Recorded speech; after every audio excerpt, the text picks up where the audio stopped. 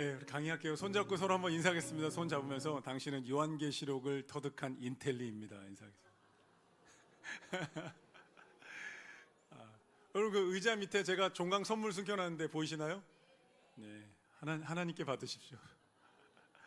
우리 7주 동안 저 방송실에서 국정원처럼 우리는 음지에서 일하고 양지를 향한다. 황순옥 집사님이 음향, 조명, 음악 다 담당해주고 저기 계신데요. 황순옥 집사님께 감사 박수 한번 하겠습니다. 보이지 않게 분위기를 다 조성해주고 있고 음향도 잡아주고 있어서 너무 감사합니다. 자, 요한계시록 마무리로 가볼게요. 요한계시록은 암호나 비밀을 찾는 책이 아니라 그랬죠. 어쩌면 성경에서 제일 쉬운 책일 수 있어요. 모르는 용어들의 의미만 딱 얘기하면 그냥 끝나요. 그러니까 더 이상 해석이 필요 없이 그냥 바벨론이 무너진다, 세상 나라를 의미하고 무너진다, 큰 용이 패망한다, 사단이 무너진다, 두 증인이 부활한다, 교회가 부활한다, 어린 양의 혼인잔치, 하나님의 예수님의 마지막 때에 하나님 나라의 잔치가 벌어진다. 너무너무 단순한 해석이 이루어지는 책이죠. 그래서 아무나 비밀 찾는 게 아니고 AD 1세기에 로마에 박해받던 초대교회에 주신 위로의 메시지, 격려의 메시지, 도전의 메시지가 있는 책이다. 어쩌면 제일 쉽고 그다음에 제일 격려와 승리로 가득한 책이라고 볼 수 있을 것 같아요. 마지막에 오늘 7장 보시면서 강의안을 꺼내시고 성경도 펼치셔서 파일에 껴놓지 마시고 꺼내셔서 보시면 좋겠어요. 이중적 결말로 끝납니다. 사단의 세력이 완전하게 심판받고 그리고 새 하늘과 새 땅이 이루어지면서 오늘 7강 강의안입니다. 이중적 결말로 마무리가 됩니다. 이제 끝나는 거죠. 요한계시록의 구조인데요. 아주 단순한 구조를 이렇게 보면 이게 조금 보이셔야 되는데 이제 보시면 7교회 밑에 구조 볼게요. 요한계시록 7교회 예수님 메시지 보내셨죠? 천상의 예배로 갑니다. 유리바다와 24장로와 또 하늘을 나는 짐승들과 천사들이 있는 곳에서 수많은 무리들이 구원하심이 보좌에 앉으신 우리 하나님과 어린 양께 있도다 찬양하는 천상의 예배가 있죠. 7인 나팔 대접의 3가지 재앙들이 우상 숭배자들과 세상에 내려집니다. 그 가운데 그 땅에 두 증인과 해산하는 여인은 교회, 지상에서 분탄한 교회이고 붉은 용, 바다 짐승, 땅 짐승은 사단의 세력들, 큰 음녀의 바벨론은 사단의 세력에 이끌리는 세상 권력과 문화. 이게 좀 요한계시록 보이셔야 돼요. 좀 보이시나요?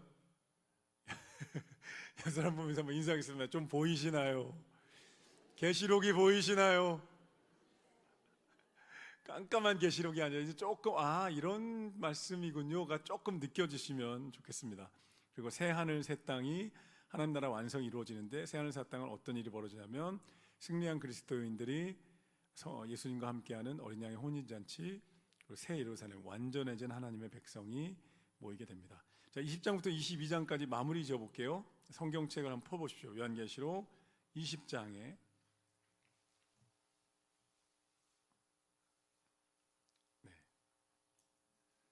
천년 왕국 이야기가 나옵니다. 4절에 보면 맨 끝에 보면 그리스도와 더불어 천년 동안 왕노릇한다.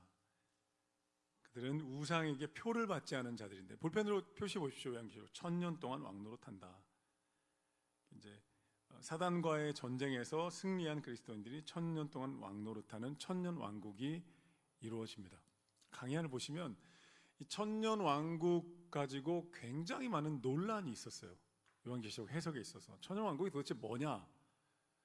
근데 여기서 진짜 천년이다 이렇게 해석하면 요한계시록 잘못 배우신 거고요. 천은 10이라는 완전수의 3승 해서 완전한 숫자, 완전한 기간, 완전한 나라를 의미한다라고 해석할 줄 알면 요한계시록을 상징으로 제대로 배운 거예요. 진짜 천년이 아닌 거죠. 완전한 하나님 나라가 오고 있다. 이제 3가지 해석이 여러분 강의한 이제 39페이지 보시면 3가지 해석이 나오는데요. 이거 가지고 엄청 싸웠습니다, 교회들이. 근데 여러분, 교회가요, 종말론 가지고 이단이 아닌 한 해석 가지고 싸우면 안 됩니다. 왜냐하면 모르거든요. 어떻게 될지 몰라요. 일단 그냥 셋 중에 하나 표시해 놓고 기다려야 돼요. 그리고 어느 쪽이든 우리 주님이 승리하시는 날이기 때문에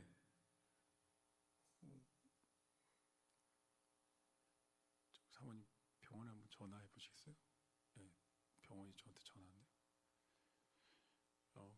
그래서 어느 쪽이든 하나님의 나라가 완성되는 것이기 때문에 그래서 어느 것이든 정답이면 기뻐하는 거예요. 그래서 좀 이 왕국 천년 왕국에 대해서 조금 흥미롭고 재밌기 때문에 제가 한번 설명해 드릴게요. 전천년설은 뭐냐면 예수님이 오셔서 천년 왕국이 이루어지고 그 다음에 하나님 나라가 완성된다 이렇게 해석하는 거예요. 천년 왕국이 예수님 오셔서 모든 휴거와 뭐 이게 휴거 이야기 들어보시나요? 공중으로 올라가는 뭐 이런 이야기들 속에서 예수님 와서 대부분 이제 유대주의자들이 얘기하는데 예루살렘에 정부를 세우고 이 땅을 통치하신다. 이게 뭐가 문제가 되냐면 하나님 나라가 두 단계로 완성된다는 해석이 돼버려요. 지상에서 한번 완성, 천년 지나서 천국이 임한다는 완성에서 약간 애매한 해석이라고 저는 보고 있는데 의견은 다를 수 있어요. 두 번째는 무천년설은 뭐냐면 천년이라는 숫자는 완전 상징이기 때문에 예수님의 십자가로 이미 승리하셔서 예수님의 왕으로 등극하신 날이 이미 시작돼서 그때로부터 지금까지 계속 주님이 다스리는 천년 왕국이다. 하나님의 나라가 이미 임했다. 아직 완성은 안 됐지만 그래서 무천년설, 천년 왕국이 따로 있는 건 아니다. 이제 이런 해석입니다. 이해가 되시나요? 따라오고 계세요? 뭔지 몰라도 괜찮아요. 구원받는데 지장 없습니다. 그냥 천년 왕국 이루어지면 아멘하고 기뻐 춤추며 찬양하며 들어가시면 돼요. 몰라도 됩니다. 무천년설이에요. 완전한 나라다 이런 거예요. 복음주의에서는 이 무천년설을 되게 많이 선택합니다. 그러니까 예수님이 십자가로 이미 승리하셔서 왕으로 오르셨는데 뭐 다시 오셔서 다시 나라를 만들고 이런 것들이 너무 번거롭다는 거예요. 그냥 딱 왕으로 다스리시는 가운데 사단의 나라랑 싸우다가 하나님이 딱 종결되는 날이 주님 다시 오신 날이 종결된다. 이제 복음주의는 이렇게 선택하고 저도 그렇게 생각합니다. 마지막 후천년설은 뭐냐면 교회가 천년 왕국을 세상에 만들어서 천년 동안 하나님 나라를 만든 다음에 예수님이 오신다. 이 생각 되시나요? 이해되시나요? 헷갈리시죠? 저도 못 들어 사실은 신학교에서 잘 모르고 혼자 한번 공부해야 되는 거예요. 그러니까 이제 예수님이 오셔서 천년 왕국이냐, 교회가 천년 왕국 한 다음에 예수님 오시냐, 요런 거예요. 이해가 되시나요? 뭔 소리지 이러시는 눈빛이 이해가 되시나요? 이게 뭐냐면 교회가 이제 1900년대에 들어서 굉장히 부흥을 한 거예요. 선교 운동, 막 선교가 뻗쳐 나가면서 세상에 교회가 막 세워지면서 막 흥분되는 거예요. 와, 이거 진짜 우리가 지상 나라, 지상의 하나님 나라 건설할 수 있겠다. 이런 생각으로 막 교회가 막 부흥하고 선교가 막 이루어지는데 그게 언제 깨지냐면 1차 세계대전, 2차 세계대전으로 다 깨집니다. 아, 인간의 죄는 진짜 말로 할 수 없는 거구나. 3천만 명, 5천만 명, 모택동에 손가락질 하라고 3천만 명이 죽고요. 6.25 전쟁에 막 150만 명이 죽는 걸 보면서 지상에서 하나님이 건설하시지 않는 하나님의 나라는 불가능하다. 인간의 죄는 여전하다라는 것으로 사실은 거의 좀 폐기된 적절하지 않은 해석으로 보여지기도 합니다. 이 천년왕국 가지고 되게 많이, 그러니까 이 두 가지로 그럼 요약이 되는 거죠. 예수님이 오셔서 예루살렘에서 정부를 만들어서 천년 동안 통치하신 다음에 하나님이 진짜 새 예루살렘으로 완성하실 것이냐, 아니면 그런 거 없고 지금 이미 영적으로 하나님 나라, 우리가 지금 하나님 나라에 와 있잖아요. 할렐루야. 예수가 왕이심을 선포하는 지금 나라잖아요. 하나님 나라. 국가가는 아니지만 정치적인 23억 명이 하나님의 백성으로 왕이신 주님을 찬양한다고요. 맞습니까? 맞습니까? 믿음이 적든 많든 구원자이신 예수 그리스도를 우리가 예배하는 하나님의 나라가 23억 명의 교회라는 나라가 이미 하나님의 나라가 임하고 있고, 여전히 죄인들도 많지만 그러니까 이미 영적으로 이루어졌고 주님 다시 오시는 그날에는 끝나는 거다. 이중적으로 임하지 않는다. 이해가 되시나요? 안 되셔도 예수 이름으로 구원받으면 됩니다. 지식이 구원하는 게 아닙니다. 사랑이 덕을 세우는 겁니다. 구원, 십자가 이름으로, 십자가로 구원받는 거예요. 그런 천년왕국이 이제 논쟁이 됩니다. 근데 이 천년왕국에서 되게 중요한 한 가지 표현이 나오는데요. 6절에 보면 이 첫째 부활에 참여하는 자들은 복이 있고 거룩하도다. 둘째 사망이라는 거예요. 둘째 사망 한번 동그라미 쳐보시겠어요? 둘째 사망이 있다. 굉장히 중요한 성경의 죽음에 대한 표현이죠.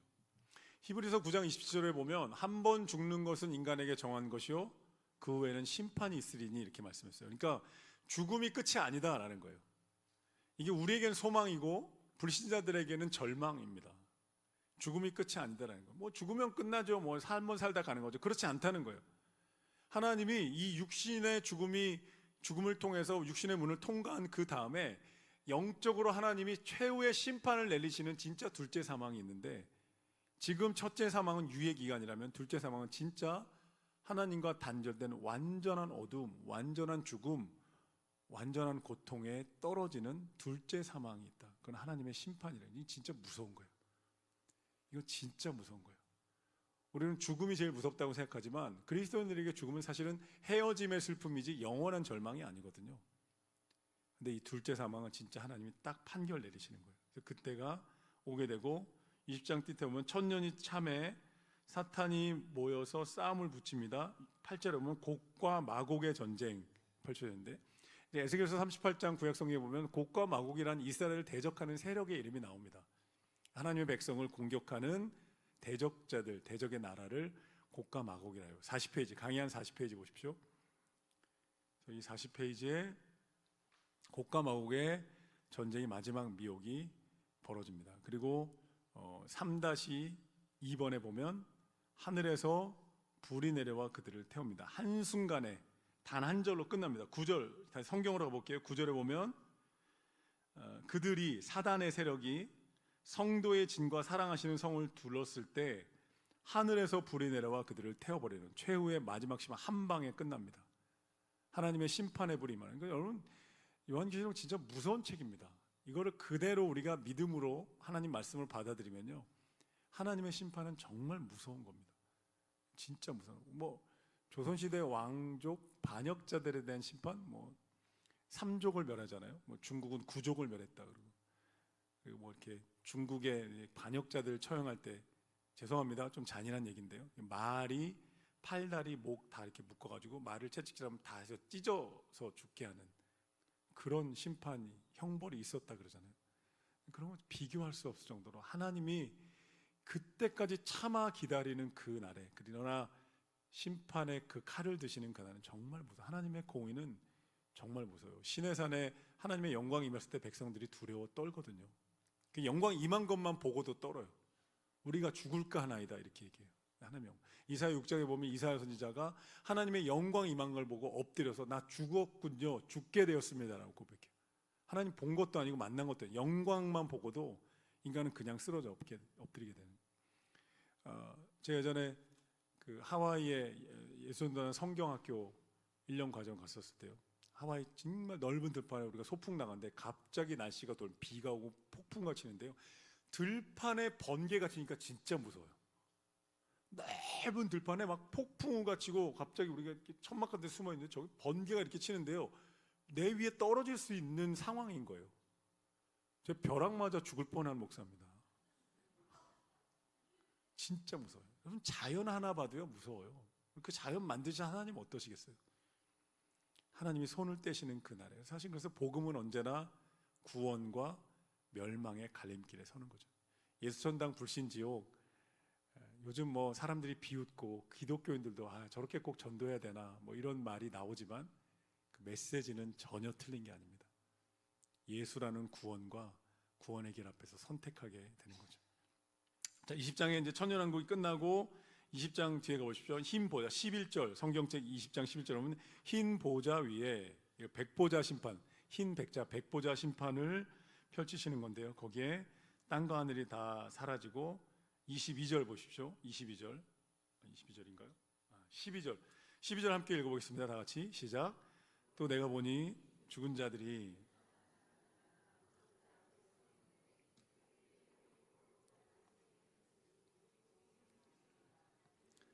자기 행위를 따라 책들에 기록된 대로 심판을 받으니. 아멘. 마지막 최후의 심판입니다. 생명책을 가지고 하나님이 여러분 심판하시는 날이 있다는 거예요. 죽은 자나 산 자가 다 나오죠. 다 첫 번째 사망을 통과해서 둘째 심판, 사망 앞에서 완전히 그 생명책을 가지고 심판합니다. 사랑하는 성도 여러분, 하나님의 생명책에 이름을 올리셨기를 예수님의 이름으로 축복합니다. 다 올리셨지요? 어떻게 올려요? 이곳에? 이 생명책에 이름 올리는 유일한 길은 뭐예요? 예수 그리스도. 할렐루야. 예수 그리스도의 십자가. 다른 길로, 돈으로도 못 가요 하나님 나라, 마음 착해도 못 가요 하나님 나라. 거듭나면 가는 나라, 예수의 이름으로 가는 나라, 하나님 나라입니다. 왜요?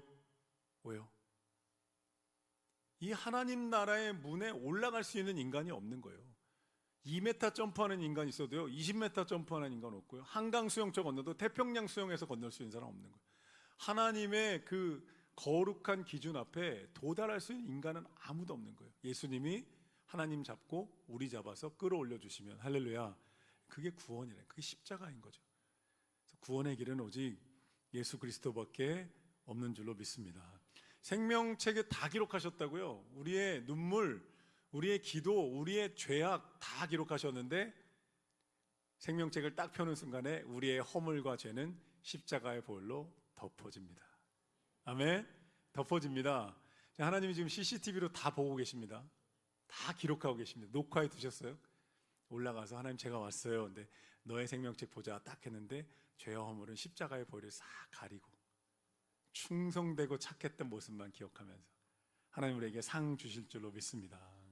자, 20장 이제 천년왕국과 힘보자 심판이 끝나서 21장에 새 하늘과 새 땅, 진짜 이제 결론으로 갑니다. 새 하늘과 새 땅. 신천지가 이거 갖다가 신천신지 새 하늘 새 땅 갖다 쓴 거죠. 신천지다. 진짜 많이 갖다 씁니다. 교회 거. 세상에서 정말 많이 갖다 씁니다. 교회가 이 성경같이 정말 깊이 있는 인문학 책이 없기 때문에 갖다 씁니다. 1절 보십시오. 한번 읽어볼까요? 다 같이. 시작. 20장 14절에 둘째 사망이 또 나오죠. 이것도 한번 동그라미 쳐놓으시면 둘째 사망이 있다. 21장 1절 읽어볼게요. 다 같이 시작. 또 내가 새 하늘과 새 땅을 보니 아멘. 또 2절에 보면 거룩한 성 새 예루살렘이 하늘로부터 내려오고 3절에 하나님의 음성이 들리기를 4절에 모든 눈물을 내가 닦아주고 사망과 애통한 것이 없고 5절에 보면 4절 끝에 처음 것이 지나갔고 5절에 만물을 새롭게 하노라. 하나님의 역사에 종교를 지으시는 날이 여러분 온다는 거예요. 그 날이 여러분 오고 있다는 거예요. 하나님의 장막이 우리와 함께 하신다. 보면 1절에요. 21장 1절에 바다도 다시 있지 않다. 바다가 사라지는 세상이 하나님 나라입니다. 여러분 좋아하시는 회가 광어와 다금바리와 오징어 물회가 없는 세상이 천국입니다. 이렇게 해석하면 잘못 해석하는 거예요. 이 바다가 그 바다예요? 이 바다가요? 자, 사단이 용이죠.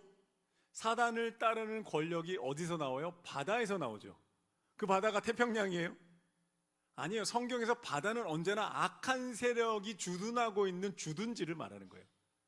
땅에서 나온 거짓 선지자가 아니죠. 그럼 바다하고 땅이 다 사단의 것이 아니고 그 깊은 바다에서 사단이 나온다. 그래서 여기 바다가 없어진다는 것은 지금 있는 태평양 대서양이 없어진다는 게 아니라 사단이 자리 잡고 있는 악의 주둔지가 사라진다. 할렐루야.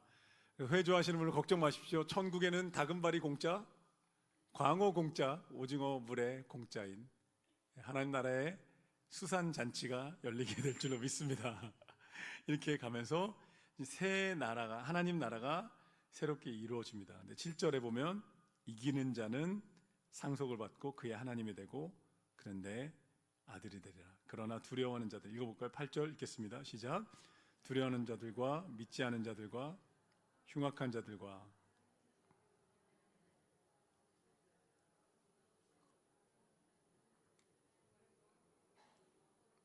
둘째 사망이라. 여기도 둘째 사망이 나오죠. 동그라미 한번 쳐보시겠어요? 둘째 사망이 있다는 거예요. 한 번 죽는 건 피할 수 없지만 둘째 사망은 정말 영원한 어둠과 생명을 갈라놓는 그런 날이 온다는 거예요. 그리고 새 예루살렘이 어떻게 생겼는지를 쭉 묘사해 줍니다. 10절 보십시오. 성령이 나를 데리고 높은 산으로 올라가서 거룩한 성 새 예루살렘을 보이니 그곳에 보석이 하나님의 영광이 있고 11절에 이런 거 표시해 보십시오. 하나님의 영광이 있고 벽 수정 같은 진주와 보석이 있고 12절에 12문 12천사가 있고 막 동쪽에 막 서쪽에 기초석 14절 기초석이 있고 그리고 측량을 딱 하는데 정말 재미있는 그리고 주의 깊게 봐야 되는 16절에 오면 성을 측량했는데 12,000 스타디온이다. 하늘에서 새로운 거룩한 성 새 예루살렘이 내려왔는데 그 성의 크기가 어떻게 되냐? 12,000 스타디온의 정육면체다. 상상해 보십시오. 정육면체 사각형 큐브가 있는데 가로 세로 높이가 12,000 스타디온이다. 이게 어느 정도 크기냐면 12,000 스타디온이 오늘로 한 사람 2,400km입니다. 요즘 아파트가 보통 뭐 34평짜리 집이 뭐 두 채 8채가 있는 뭐 그래봐야 뭐 300평이 뭐 40층 이렇게 되는 거예요. 2,400km면요 사각형이면 캐나다와 미국을 합친 땅덩어리가 그만큼 높이로 성층권을 뚫고 올라간 거예요. 그만한 하나님의 거룩한 성세 예루살렘이 하늘부터 내려온다, 이제 이렇게 해석하면 잘못 해석하는 거고요. 12,000은 어떤 의미예요? 12라는 완전수에 10 완전수의 3승이라는 완전수에서 완전하고 거대하고 역사상 모든 백성들을, 하나님의 백성들을 담을 수 있는 커다란, 부족함이 없는 이런 걸 말하고 있는 거죠. 거룩한 성 새 예루살렘이 나옵니다. 그래서 너무나 규모가 크기 때문에 천국에는 부동산 투기가 없다. 천국에는 부동산 정책도 없고 오로지 천국의 집의 분양가는 십자가의 은혜입니다. 천국 가면 이 땅에서 정말 좁은 집 살던 분들 넓은 집에서 사시게 될 줄로 믿습니다. 더 넓은 집에서 우리가 어마어마한 규모가 있습니다. 그리고 성전에 보면 이제 보석이 가득하죠. 밑에 보면 20절에 보면 홍만호, 홍보석, 다망석, 청옥. 와, 천국 가니까 보석 가득 누리는 거냐, 이렇게 해석하면 잘못 해석하는 거예요. 인간이 말할 수 있는 가장 아름답고 고귀한 것들이 가득한 곳이다. 제가 초창기 한번 1강쯤에 한번 그런 유만 말씀드렸죠. 이 땅에 살던 한 부자가 천국에 정말 꼭 가져가고 싶어서 자기가 금 막대 크게 하나 만들어 재산 다 털어서 이거 하나만 가져갈 수 있게 해달라고 천사한테 부탁했어요. 천사 하도 조르니까 그래 가져오라고. 그거 가져가서 뭐 하겠냐고. 가져가서 죽어서 이만한 금 골드바를 하나 가지고 잘 먹고 잘 살겠다 딱 들어왔는데 문 앞에서 베드로가 왜 천국의 건축자재를 가져오셨죠? 이렇게 금과 보석이 그냥 깔렸다. 그러니까 이게 진짜 금과 보석이라는 게 아니라 세상이 중요시 여겼던 거 하나도 아쉬움 없이 그래서 눈물을 닦아주신 게 이 땅에서. 그런 얘기 있잖아요. 백인 노인들과 흑인 노인들이 죽음을 맞이할 때 분위기 완전 다르대요. 그냥 극단적인 예입니다. 이 땅에서 미국 같은 데서 누리고 살던 백인 노인들은 떨면서 죽음을 맞이하는데 흑인 노인들은 너무 힘든, 흑인들이 가난하고 힘든 인생을 살다가요 천국을 바라보면서 죽음 앞에, 그래서 그들이 부르는 노래가 흑인 연가 Oh when the saints come marching, 토론토라는 축구 그 손흥민이 있던 그 축구팀에서 응원가로 쓰긴 하지만 성자들이 oh yes I want to be in that number when the saints come marching, 천사들이 나를 마주고 나오는 그날에 내가 거기 있기 원합니다 하면서 흑인 하나님 나라를 향해 내가 간다고 기뻐하며 간다는 거예요. 근데 백인들은 이 땅에 있는 거 놓고 쥐고 그 천국의 건축자재와 천국의 흔하디 흔한 나무 잡초들 가지고 붙들고 두려워 떨며 간다는 거죠. 이게 하나님 나라를 보는 사람과 하나님 나라를 못 보는 사람들의 인생관, 가치관, 그리고 영원한 생명관의 차이점입니다. 이렇게 거룩한 성 새 예루살렘이 내려옵니다. 22절 보십시오. 성전을 못 봤는데, 왜냐하면 성전, 하나님이 곧 성전이시고, 23절에 보면 그 성에 해나 달이 쓸 데가 없는데, 왜냐하면 어린 양이 등불이 되시고, 24절 함께 보십시오. 함께 읽겠습니다. 시작. 만국이 그 빛 가운데로 다니고 땅의 왕들이 자기 영광을 가지고 그리로 들어가리라. 아멘. 모든 영광. 26절에 보면 만국의 영광과 존귀를 가지고 하나님 앞에 나아가는, 속되거나 가증한 것이 못 들어가는 그 나라가 이루어진다는 거예요. 여러분, 그 나라를 향해서 이 땅에 서러웠던 거, 억울했던 거, 부족했던 거 하나님이 다 채워주시고 다 건강하게 회복시키시고 하나님의 빛나는 아들, 딸들로 여러분을 천국에서 만나게 될 줄로 믿습니다. 여러분 보면서 한번 인사하시죠. 천국에서 만나요. 뒤에 분들도 천국에서 만나요. 아멘. 드디어 마지막 요한계시록 22장, 성경의 마지막 장으로 갑니다. 생수의 강이 흐릅니다. 생수의 강, 그리고 1절에 보면 생명수의 강이 나오죠. 강이 2절에 지나는 데마다 12가지와 열매를 맺습니다. 다시 저주가 없겠고 어린 양의 보좌가 그 가운데 있는. 또 5절에 보면 다시 밤에 없겠고. 요즘 나온 찬양, 부산의 그 팀 찬양 보면 다시 밤이 없겠고 예수님이 빛이 되신다는 그런 노래가 있거든요. 빛으로 가득한, 빛은 언제나 하나님의 영광과 치유와 하나님의 거룩하심을 상징하죠. 그런 날이 온다는 거예요. 그래서 생명수의 강이 있고 또 생명나무, 1절에는 생명수의 강 표시해 보시겠어요? 2절에는 생명나무가 있습니다. 생명수의 강과 생명나무가 상징하는 건 에덴 동산의 회복이죠. 하나님이 처음에 창조하셨던 그 나라, 그 원래의 목적, 그 축복으로 가득한 세상이 회복이 된다. 하나님이 처음에 에덴 동산 창조하시고 하나님의 목적은 뭐였냐면요, 자신을 닮은, 자신의 영광과 자신의 사랑과 자신의 목적을 부여받은 인간을 만드신 거예요. 그게 하나님의 형상이라는 뜻입니다. 절대 인간은 동물하고 다르고요, 절대 먼지에서 진화된 우연히 태어난 동물 아니고요, 하나님이 사랑과 목적을 보여서 만드신 하나님의 형상인 인간이 에덴 동산에서 다스리게 하신 거예요. 다 내주신 거예요. 그래서 그 에덴 동산이 확장되는 게 하나님의 계획이었어요. 생육하고 번성하고 모든 땅을 정복하는 것이. 그런데 아담의 범죄로 그게 중단됐죠. 그래서 인간의 죄악의 역사가 시작됐고, 그 죄인된 인간을 구원하기 위한 하나님의 구원의 역사, 구속사가 함께 시작돼요. 아브라함을 통해서. 그래서 이 역사가 함께 흐르다가 마지막 날에 인간의 죄 역사는 끝나고 구원의 역사가 완성되면서 다시 에덴 동산의 축복과 영광이 회복된다는 거예요. 할렐루야. 그래서 기독교 역사가는 직진입니다. 직진. 세상에서 말하는 순환적인 역사가는 윤회의 사상이 그런 거죠. 동물로 태어났다가 먼지가 되었다가 짐승으로 태어났다가 인간이 되었다가 순환하잖아요. 그건 인간이 만들어낸 역사예요. 왜냐하면 인간은 사계절을 보니까 돌고 돌거든요. 봄, 여름, 가을, 겨울 계속 돌잖아요. 그걸 보면서 아, 인간도 그렇게 되겠구나라고 상상으로 만들어낸 거예요. 순환론적 세계관이라 그래요. 근데 성경의 하나님은 딱 에덴 동산부터 하나님 나라 완성까지 일직선으로 달려가는, 하나님의 선교, 하나님의 구속사가 펼쳐지는 시대 가운데 있어요. 그래서 여러분, 우리가 예수님이 십자가를 통해 하나님 나라를 완성했죠. 승리하셨죠. 근데 여전히 죄의 역사와 사단의 나라가 활동하고 있다고요. 우리가 그래서 겪는 게 뭐냐면, 이미 하나님 나라가 오셔서 막 은혜가 충만하지만 또 사단의 공격과 세상의 유혹들이 동시다발적으로 터지는 영적 싸움 가운데 계속 가는 거예요. 이미 하나님 나라가 왔지만 아직 완성 전이기 때문에 전투는 계속되는 상황 가운데. 여러분, 그럴 때 이제 믿음이 정말 좋은데 흔들릴 때가 있고요, 기도로 충만했는데 막 의심하고 너무 힘겨울 때가 있고요, 막 진짜 그리스도 안에서 내가 새 사람 된 것 같다는 막 옛날 본성에 막 쓰러질 때가 있고요, 교회가 승리하는 것 같더니 교회가 타락하기도 하고 세상 나라가 막 너무 강력해 보이기도 하는, 이런 이제 이 긴장 가운데 우리는 계속하면서 점점 하나님 백성들이 늘어나고 있는 거죠. 할렐루야.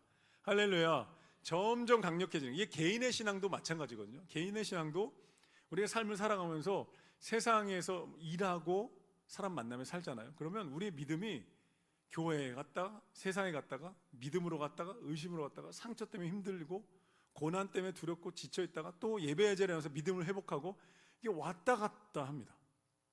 그럴 수밖에 없는 거예요. 믿음이 성장한다는 건 어떤 의미냐면, 이게 왔다 갔다 하다가 계속 하나님을 예배하고 믿음으로 선포하고. 그래서 제가 아까 잠깐 화장실 갔다 오면서 제가 회개하기를, 꿈은 꿈이군요 아까 얘기한 그 강사들, 그거 제가 예수님의 이름으로 취소합니다. 꿈은 이루어집니다. 아멘. 그러니까 믿음을 선포하고 예배 가운데 우리가 기도하며 승리하는 법을 배우기 시작하는 거예요. 그래서 왔다 갔다 하던 게 이쪽으로 점점 믿음의 사람이 강해지기 시작하는 걸 영적으로 성장한다 그러고요, 세상을 바라보고 세상의 가치를 쫓아갔던 게 자꾸 하나님께로 옮겨지는 게 영적 성장, 평생의 길이죠. 영적 성장. 그래서 예전에는 막 5번, 6번 넘어지던, 시험 당하고 힘들다가 믿음이 자라면서 이제 한 2번, 3번 내가 강해지는 거죠. 할렐루야. 속사람이 하나님의 은혜로, 에베소서 1장 10절에 보면 속사람의 강건함을 사도 바울이 기도하는데요. 강건해. 그러면서 그 다음부터 이 정도는 내가 이기네. 예배드리고 기도하러 가면 내가 이길 것 같아. 이겨내는 거예요 또. 그럼 내가 믿음이 커진 거죠. 내가 커지니까 그 전에 그러니까 남자들 헬스에 보면 근육이 그런 거거든요. 처음에 이제 10kg도 들기 힘들었는데 운동만 하다 보면 10kg가 가볍게 느껴져요. 어느 순간에.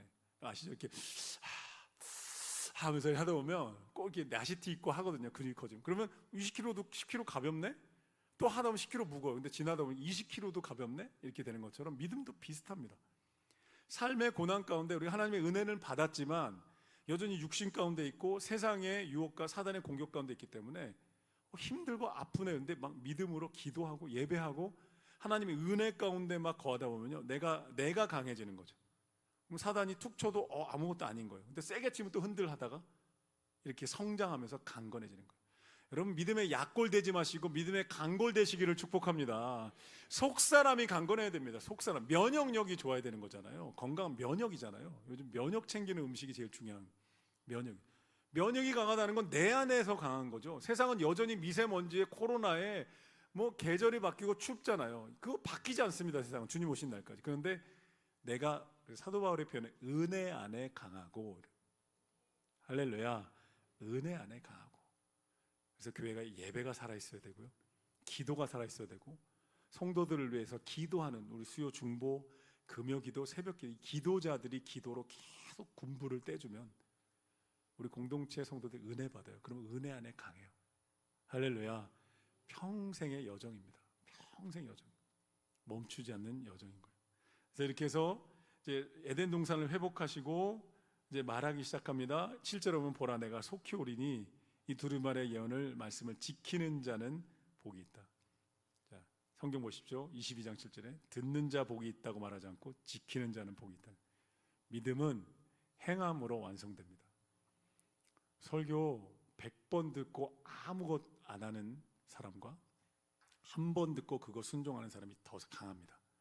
더 성장합니다. 제가 오늘 5층 주방에서 우리 엄주영 김세아 부부가, 엄주영 형제가 이제 우리 교회 올해 등록한 새신자인데, 아내가 주방 봉사하면 남편이 같이 가서 일해주는 그런 애처가 남편들이 우리 교회 몇 명 있습니다. 설거지하고 있어서 얘기하는데, 셀 모임 어때요? 그랬더니 셀 모임 너무 좋고, 셀 모임 가려고 부인하고 셀 순서지를 공부하고 질문에 대해서 답을 준비해서 간대요. 전혀 안 놀라시는 거죠. 새신자인데 준비해 가서 은혜가 있고 너무 좋다는 거예요. 그리고 그 부부가요, 예배 끝나면 요 중앙에 앉아서 다 나가고 둘이서 손잡고 기도해요. 와, 제가 인사 끝나고 걸을 때 뒷모습 보면서 막 울컥울컥합니다. 제가 원래 눈물이 진짜 없는 사람인데 그 부부 보면서 눈물이 나요. 진짜 전 냉혈한 같은 사람이라 잘 안 울거든요. 그러니까요, 지키는 자가 이기는 거예요. 할렐루야. 말씀 먹는 사람이 이기는 거예요. 제가 여기 배우자가 이제 오늘 가정의 달 마지막 가정 설교인데 하나 더 해, 아까 기도한 하나 더 해야 되겠다. 보니까 자녀 교육이 없어요. 그래서 마지막 네 번째 우리 19일, 26일 주일 설교 제목을 제가 아까 기도하는데 하나님 주셨어요. 말씀 먹이는 엄마 아빠. 자녀에게 말씀 먹이는, 말씀 좀 찢어가지고 반찬을 만들어가지고 막 버무려서 좀 먹이고, 썰어가지고 좀 구워서 먹이고, 말씀 먹이는 엄마 아빠. 제가 마지막 시리즈 설교하려고 그래요. 기도문들 다 가져가셨나요? 기도문들 자녀들에게 좀 나눠주셨습니까? 기도 먹이고 말씀 먹이는 그런 가정 되기를 예수님의 이름으로 축복합니다. 자, 이렇게 쭉 얘기하십니다. 13절에 보면 예수님이 12절에 보라, 내가 속히 오리라. 13절에 유명한 말씀이죠. 읽어볼까요? 시작. 나는 알파와 오메가요, 처음과 마지막이요, 시작과 마침이라. 할렐루야. 알파 오메가는요, 이제 헬라어의 알파벳인데요, 영어로 치면 나는 A요, Z라 이런 거예요. 나는 기억이요, 맞아, 뭐죠 한글은? 히읗, 기억, 티, 시읒. 알겠어요. 자, 그래서 나는 처음이고 마지막이고, 나는 역사의 시작이고 역사의 완성이고, 나는 생명의 창조자고 생명의 완성자고. 그래서 기독교 신앙의 가장 깊은 고백, 하나님이 내 인생의 주인이고 생명의 주관자이시다. 인간은 주인이 아니다. 내게 많은 결정권이 있으니까 내가 주인이라고 착각하지 마라. 결정권 주신 청직이다. 주어진 시간, 내가 주인이라면 내가 죽지 않아야죠. 내가 원하는 거 다 할 수 있어야죠. 내가 원하는 거 다 누리다가 내가 죽음이 다가오면 잠깐 기다려. 80세에 저 세상에서 날 데리러 오거든. 아직은 할 일 많아. 못 간다고 전해라. 그럴 수 있어야 되는 거잖아요. 그럴 수 있는 사람이 어디 있어요, 세상에. 내가 주인이 아닌 거잖아요. 사망이 왔는데 90세에 저 세상에서 날 데리러 오거든. 아직은 먹고 싶은 게 많아서 못 간다고 전해라. 그럼 예스라고 사망이 가야 내가 주인인데, 누구도 그럴 수 없어요. 인생의 주인 하나님이시고요, 생명의 주관자 하나님이십니다. 할렐루야.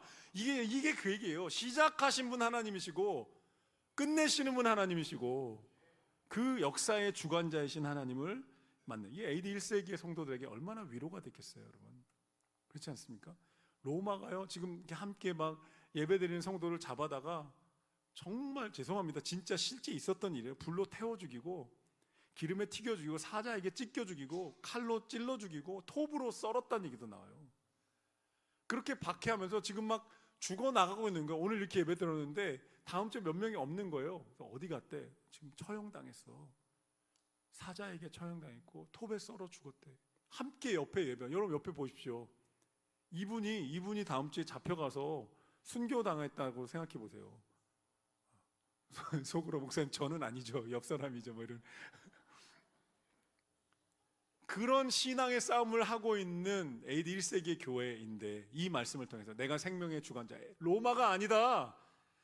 사라졌잖아요. 로마가 어디 있어요 지금? 로마 어디서 이탈리아 나라 하나 남아있잖아요. 뭐 아수르는 어디 있습니까? 바벨론은 어디 있습니까? 미국이요 200년밖에 안 됐어요. 영국 해가 지지 않는 나라에서 지금도 쇠락하고. 이게 이런 걸 얼마나 위로가 됐겠어요. 하나님이 시작에서 끝을 주관하시니까 겁먹지 말아라. 두려워하지 말아라. 너의 생명이 너의 손에 있지 않고 하나님, 전능하신 하나님, 사랑 많으신 아버지께 있다. 이렇게 말씀합니다. 난 알파 오메가요, 처음과 마지막이다. 그리고 예수님이 쭉 얘기하시면서 내가 승리했다. 16절에 보면 내가 다윗의 뿌리요 광명한 새벽벌이라 승리했다. 17절에 성령과 신부가 말하기를 모두 다 와라. 18절에 두루마리의 말씀을 듣고 증언한다. 쭉 얘기하면서 마지막에 예수님이 직접 말씀하십니다. 이것들을 증언하시니까 가라사대 내가 진실로 속히 오리라. 아멘. 성도가 그 말씀에 응답합니다. 아멘 주 예수여 오시옵소서. 이게 헬라어로 마라나타입니다. 마라나타 마라나타 아멘 주 예수여 오시옵소서. 이렇게 주님 오실 날을 기다리는 거죠. 그래서 이게 우리 하나님 나라를 살아가는 마지막 하나님 나라의 메시지입니다. 그리고 21절이 그 시간, 이 21절이 의미가 있는 게 20절로 끝날 수도 있었어요. 21절에 왜 들어가냐? 이 땅을 사는 동안에 주 예수의 은혜로 우리는 견디고 싸워야 한다. 주 예수의 은혜가 모든 자들에게 있을지어다. 은혜로 사는 거죠. 옆 선물에서 인사하겠습니다. 주 예수의 은혜가 함께하기 바랍니다. 와, 여러분 성경 한 권 떼신 겁니다. 옆 사람 보십시오. 요한계시록 배운 사람 때깔 다른 거 한번 보십시오. 때깔이 다르죠. 요한계시록을 뚫어낸 사람들 한번 인사하겠습니다. 때깔이 다르시네요. 아멘. 자, 마지막 나눔 한 5분 정도. 장로님 질문 있습니까? 주장로님 저번에 또 그냥 학자 같은 질문 하셔서 찾아봐요. 네, 장로님 질문.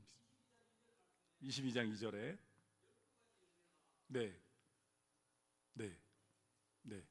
12가지 열매가 뭐냐고요? 뭐 망고, 사과, 키위, 요즘 레드 키위 뭐 이렇게 해석하면 틀린 거죠. 뭐예요, 장로님? 12는 뭘 의미해요? 완전수. 그렇죠? 그럼 12가지 열매는 어떤 열매? 완전한 하나님이 주시는 축복과 치유와 풍요로움을 상징하는 거죠. 네. 물론 여러분 좋아하시는 열매가 하나쯤 들어있을 수도 있는데요. 두리안이나 이런 이렇게 보여. 이렇게 보는 게 요한계시록 보여. 12 나왔는데 진짜 12이 아니라 완전함, 완전함, 용 나쁜 놈, 바다 짐승 나쁜 놈, 두 증인 말씀의 증인은 교회. 이렇게 보는 눈이 열리면 요한계시록은 우리가 조금이라도 알게 되고 열린 겁니다. 와, 주장로님만 7주간의 강의 중에 2번의 질문을 하신 반장으로 임명합니다. 또 혹시 질문 있으시면 뭘 이렇게 알고 볼 줄 알아야 질문하거든요. 주장로님 인텔리시군요. 자, 우리 짝지어서 마지막 날입니다. 우리 두 분씩 한 5분 정도 요한계시록을 배우면서 새롭게 깨닫게 된 거, 또 은혜가 됐던 것 한번 총 이렇게 강의 한번 보시면서 나눔하시고 마칠게요. 지난 7주간 요한계시록의 장엄한 파노라마를 함께 살펴보았습니다. 계시록의 마지막 장을 덮으며 우리가 반드시 가슴에 새겨야 할 사실은 이 책이 단순히 무서운 심판이나 종말에 대한 경고가 아니라는 점입니다. 오히려 요한계시록은 하나님을 대적하던 바벨론과 모든 악의 세력이 완전히 멸망하고 마침내 하나님 나라가 완성되는 영광스러운 승리의 선언입니다. 인류를 불행으로 몰아넣었던 죄의 문제는 예수 그리스도의 찬란한 대속의 은혜로 완전히 해결되었습니다. 하나님을 거부하고 그분과 단절되었던 영적인 죄의 묶임에서 해방된 우리에게 이제는 그 누구도 빼앗을 수 없는 진정한 생명과 행복이 주어졌습니다. 새하늘과 새 땅은 우리가 막연히 기다리는 미래일 뿐만 아니라 지금 여기서 우리가 누리는 하나님의 다스림이기도 합니다. 하나님께서는 우리의 눈에서 모든 눈물을 닦아주시며 다시는 사망이나 애통함이 없는 완벽한 회복을 약속하셨습니다. 이것이 바로 성경이 말하는 하나님 나라의 실체입니다. 이렇게 주님 안에서 생명을 되찾은 우리는 이제 하나님 나라의 전진기지로 쓰임받게 됩니다. 우리에게 주어진 사명은 분명합니다. 우리가 먼저 하나님과 다시 연결되고 하나님을 알아가며 하나님을 사랑하고 그 사랑을 누리는 행복한 사람이 되는 것입니다. 그리고 이 생명과 구원을 세상에 전하며 사람들을 하나님과 연결시키는 것입니다. 그들이 우리처럼 복음 안에서 다시 살아나 함께 하나님 나라의 꿈을 꾸는 것입니다. 주님 오실 길을 예배하는 거룩한 신부로서 날마다 예배자의 기쁨과 사명자의 영광을 누리며 살아가시길 축복합니다. 마라나타 주 예수여 오시옵소서. 우리 주님을 한번 부르고 이 내용을 품고 주님 오실 길을 예배하며 영광스러운 삶을 살게 하여 주시옵소서. 우리 결단하며 고백하며 기도하겠습니다.